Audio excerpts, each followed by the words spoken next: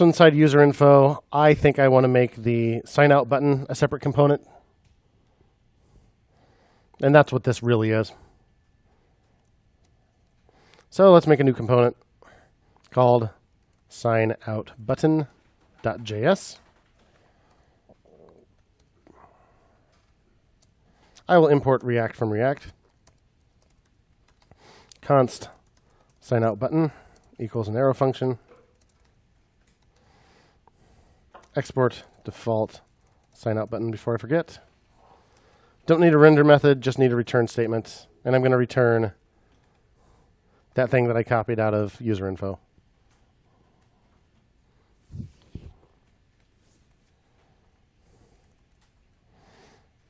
Back in user info,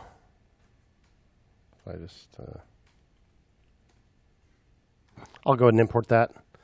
Import SignOutButton from SignOutButton. And where I had this link, I'll just throw in SignOutButton.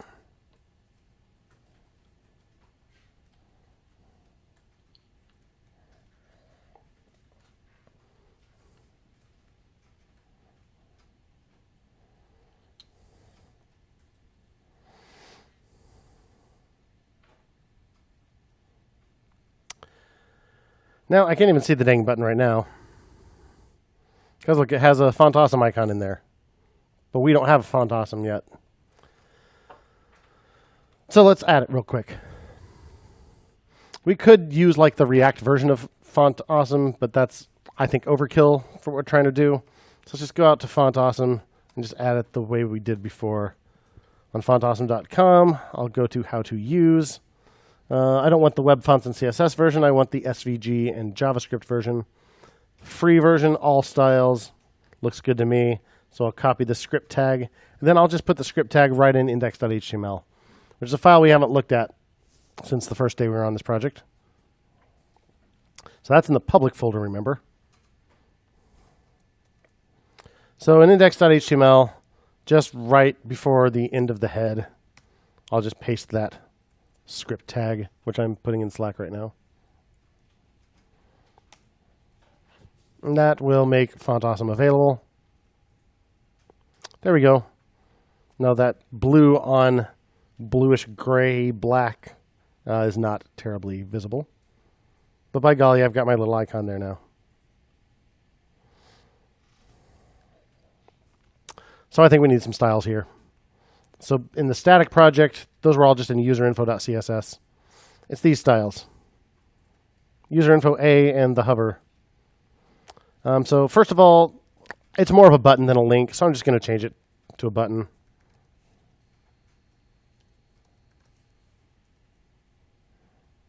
There we go. Then we can add this CSS. But since we have the hover pseudo class here, it's not going to work the way we've done it so far. Yeah, Sadie. Inside index.html in the head. So index.html right after the title. Yep. The one and only HTML file in our project. Just throw the script in there.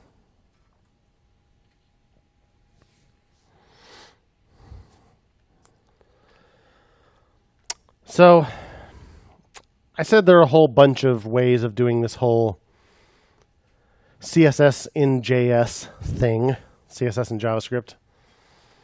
There's several libraries for doing it. We're doing it the easy way right now, just using style props. And we end up with inline styles. You know, if we look at it in the inspector here, we'll see it just adds a style attribute to the HTML with a bunch of inline styles. But things like hover you can't do in inline styles. You need actual CSS for that. Or you have to go to the trouble of listening for mouse events and stuff, and that's just a nightmare. But fortunately, there are some other packages that make CSS and JavaScript a little more flexible. One of them is called Aphrodite, and I like it.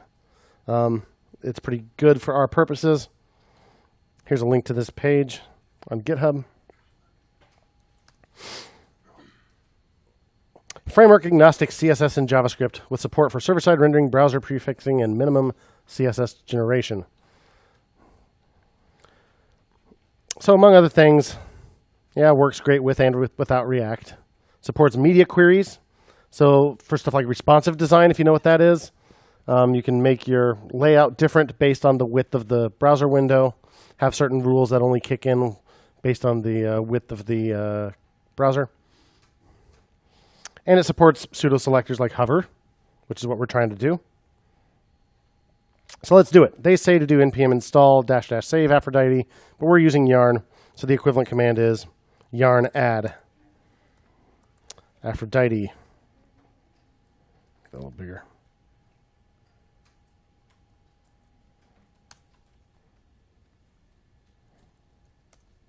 I've just pasted that command in Slack.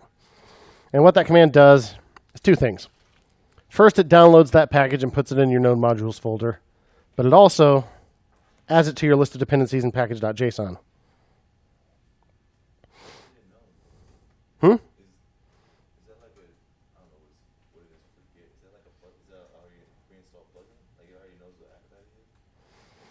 Because of the package management system, yeah.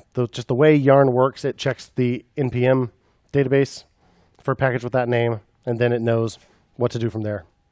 It looks at that. It finds that package in the cloud, and then it looks at its package.json file to find its dependencies, and so on for all of its dependencies. So yeah, it's just kind of like magic. And it not only downloads it and adds it to our project, but it actually adds it to our package.json file too. Because remember, the node modules folder doesn't actually get committed. So that means we can use it. And looking at the README here, looks like I need to import two things from it. Import style sheet and CSS from Aphrodite. So I'll put that at the top of my file here. Here's that line in Slack as well. So import style sheet and CSS from Aphrodite. Then here's how to use it. We'll make a style object just like before, const styles equal, and then we'll put our style rules in there.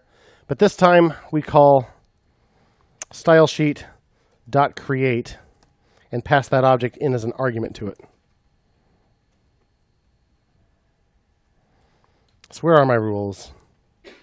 Here we go.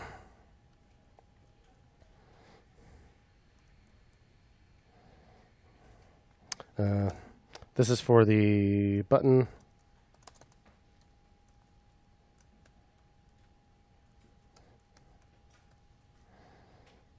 So I'll get rid of my semicolons, replace them with commas.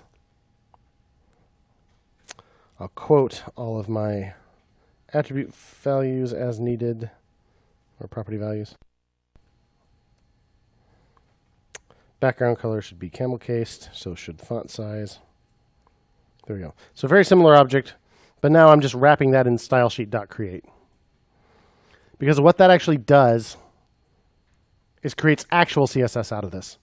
For every rule that's in here, every new key you have inside that object, it will actually generate a CSS class with a random name, auto-generated. So that way we can do fancy stuff, like hover. So what we do is inside that same rule, just add a new key that is :hover. So just make that your key, then put your rule in there, color white, and then it just takes care of that. It knows what to do. It'll make a separate CSS rule for whatever this auto-generated class is, :hover. Yep. The zeros do not. No, the numbers are fine without quotes. Yeah. No, I think it still works.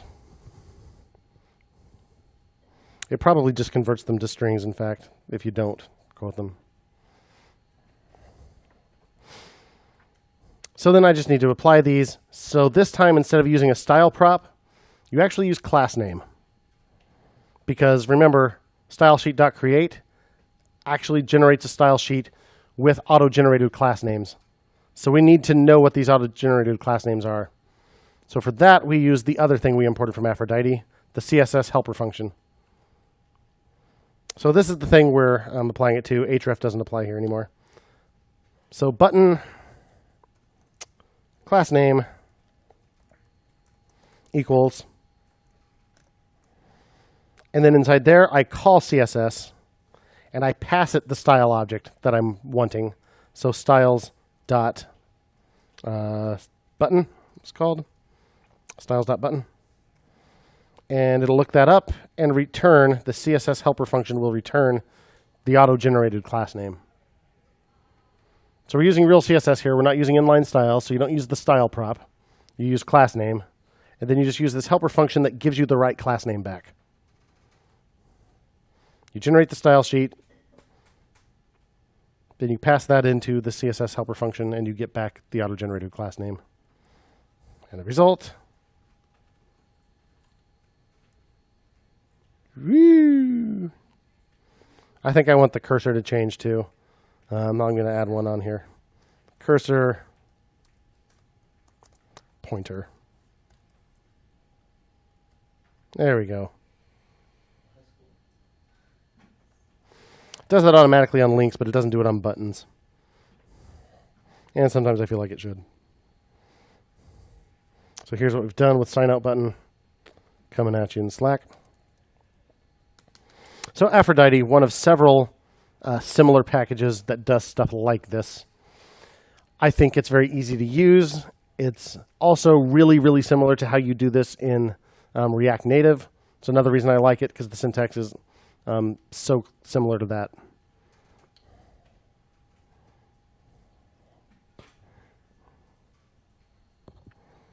So add